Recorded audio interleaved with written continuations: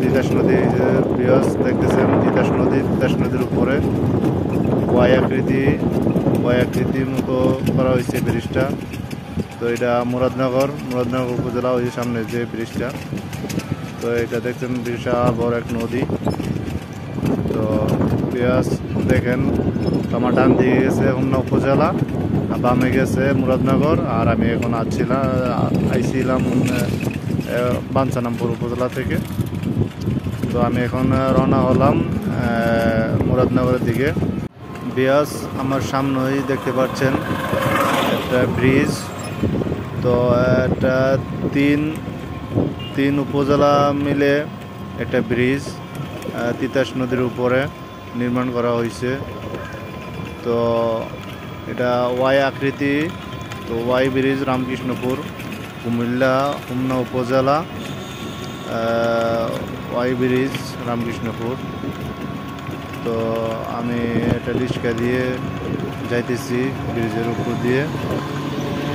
তো খুব সুন্দরভাবে করা হয়েছে এই ব্রিজটা, খুবই মজবুত তিতাস নদীর উপরে। তো অনেক পর্যটক কেন্দ্র আসে, অনেক পর্যটক আসে এই ব্রিজে ঘোরার জন্য, দেখার জন্য। এই যে দেখেন রাস্তার পাশে কয়েকজন ছেলে পেলে এনজয় করতেছে। তো আমার সামনে আরো অনেক পর্যটক আছে, এই দেখেন এই পাশে অনেক পর্যটক। তো ওই যে সামনে আমার ডান দিকে দেখতেছেন, এটা হোমনা উপজেলায় যায় ওই রাস্তায়। আর আমার বামে মুরাদনগর উপজেলা, আর আমি যে দিক থেকে যাইতেছি তো এটা হলো বাঞ্ছারামপুর উপজেলা। তো তিতাস নদী, এই যে ব্রিজ দেখতেছেন, তিতাস নদীর উপরে ওয়াই আকৃতির মতো করা হয়েছে ব্রিজটা।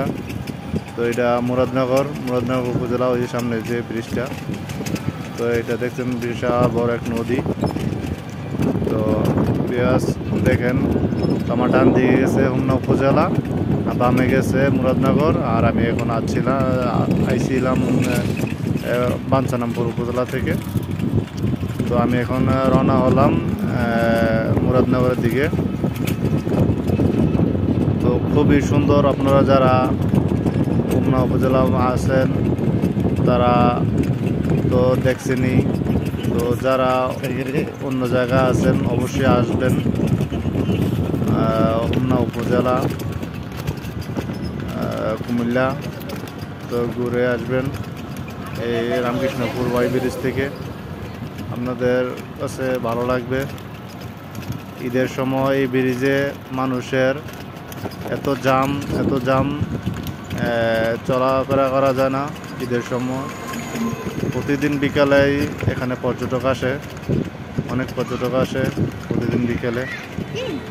তো এটা এদিকে মুরাদনগর যায়, এদিক দিয়ে মুরাদনগর উপজেলা পড়ছে। তো এদিকে কিছু রেস্টুরেন্ট আছে, এই যে দেখেন দোতলা করে রাখছে, অনেক সুন্দর রেস্টুরেন্টগুলা। হাইল্যান্ড পুকুরি আছে।